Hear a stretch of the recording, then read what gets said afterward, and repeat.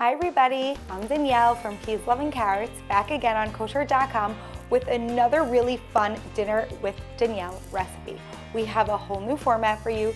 This year on Dinner with Danielle, we're going cook it once, serve it twice. That's right. That means we're making one major component of a dish, but we are serving it two ways. I love this recipe because Rosh Hashanah is really, really crazy. It comes on super fast. It's on a Sunday night this year.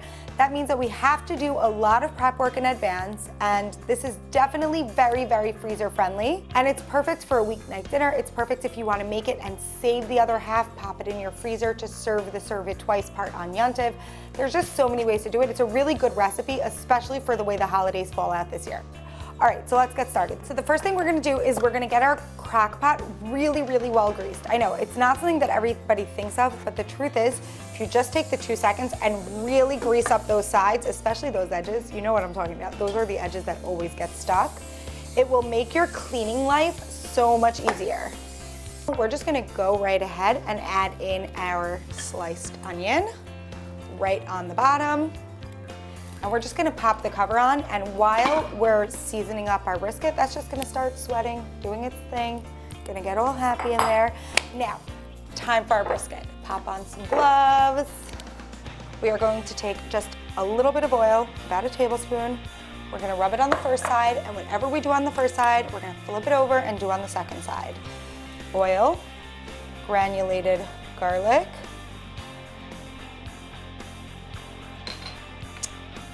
smoked or regular paprika, whichever you like, granulated onion, a good amount of salt, and pepper. We're just gonna use our hands now. We're gonna rub it in, make sure it sticks to all the meat, get it inside all of those nooks and crannies, flip it over, and repeat. Once both sides are seasoned up, we're gonna pick up our lid, add our brisket right on top of our onions. That's right, and that's it. We're not doing anything else. We are gonna let this baby hang out in here on high heat for about 2 hours until it really starts to release juices. Your house smells all meaty and yummy and delicious. And then in 2 hours, when you come back from the supermarket, you finished folding your laundry, you ran a few errands, you're gonna add the rest of your ingredients. All right, after 2 hours, you're gonna smell it, it's gonna be delicious. All you have to do is add the rest of the ingredients. That's it, that's how easy this is. First things first, about a 1/4 cup of pomegranate molasses. This stuff is, oh my gosh, look at that. We're gonna add a little bit of tomato paste. Roasts and tomato paste in general go together like peas and carrots. So we're just gonna add in 1 to 2 tablespoons of this. I am obsessed with this tomato paste because A, you can just put it back in your fridge. You don't need to use a whole can, and it's super delicious. So we're just gonna go in with 2 tablespoons of the paste, add in the garlic, and 2 cups of beef broth. I just like to use beef stock because it just intensifies that beefy flavor and it's delicious. So we're gonna go in with 2 cups of beef stock here. And last but not least, because in my opinion, any good brisket needs some form of alcohol. It can be beer, it can be bourbon, it can be whatever you want. How fun for Rosh Hashanah though if it's hard apple cider. Like, that's just so perfect. It's gonna give us the tanginess we need. It's totally on point with the holiday. All right, we are adding in 1.5 bottles. If you want to add in 2, that's fine, but then you can't do this. Which would be very sad because this is delicious. So use 1.5 bottles, drink the other half. Again, you're welcome. All right, I'm gonna turn my crock pot to low. I'm gonna use a wooden spoon. I'm just gonna mix in my tomato paste, make sure everything gets down there underneath the brisket, into the onions.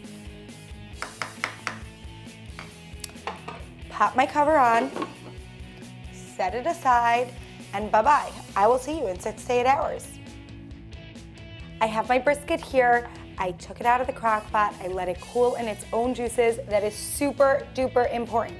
Anytime you cook meat in a lot of sauce, you need to let the meat cool down in the sauce that it cooked in because it needs time to reabsorb the moisture from the sauce. You're gonna use 2 forks and you are going to shred that baby up. Look at how perfectly soft and tender and easily shreddable that is. It's because it cooked low and slow in the crock pot. So now it's time to serve them for dinner. We have our baked potatoes here. I'm gonna grab a handful or forkful of our pulled brisket. I'm gonna load up each potato and really get it in there. You know what I mean? And make sure you get some sauce in there because we want the potato to soak up all that delicious juice.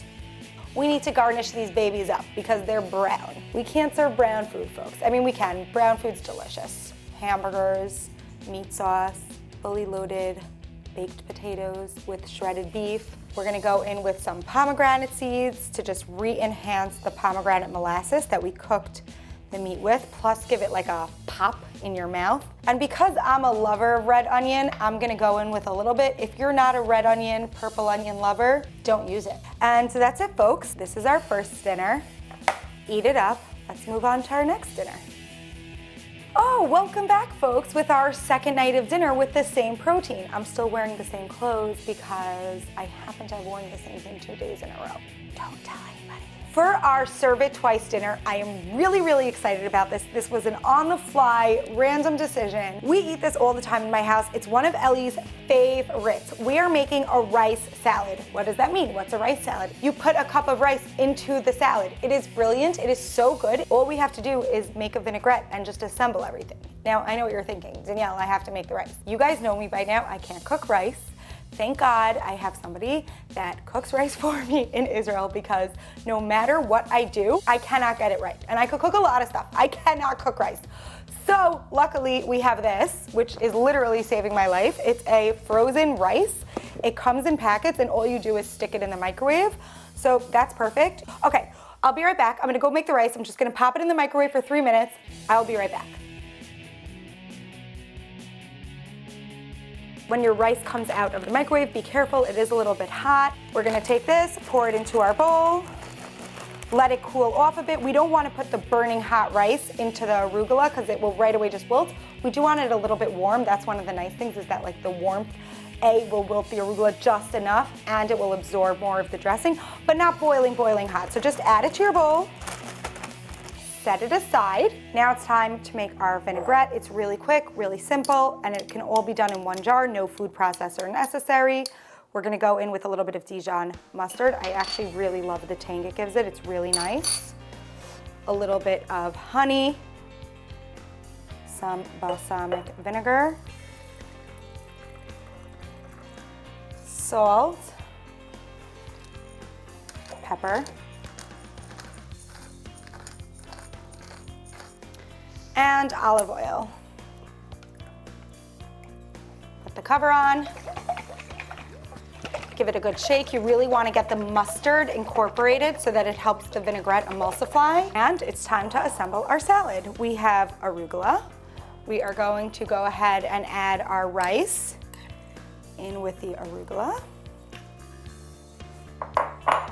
Some purple onions, but this is my best trick when making a salad.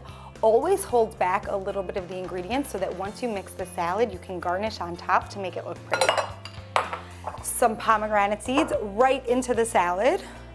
I mean, it's just right off the bat the most beautiful salad, like the white on the green is so pretty. Now we're gonna go ahead, we're gonna dress this up. Not too much. Give it a really good stir, get all those things incorporated. Oh my gosh, are you seeing this? And time to add our pulled beef. Get some of the onions in there, get some of the pulled beef in there, a few seeds right on the top, just so everybody knows what's in the salad. More purple onion. And there you go, cook it once, serve it twice, meal number 2, a pulled beef rice salad. So we have 1 easy protein, 2 easy dinners in no time. Loaded baked potatoes with our pulled beef and a pulled beef rice salad, all with timely, trendy ingredients, all easy to make, all for the busy mom, and all delicious. Thanks guys so much for watching. I'm Danielle from Peas, Love, and Carrots. I love being here on kosher.com. Bye guys.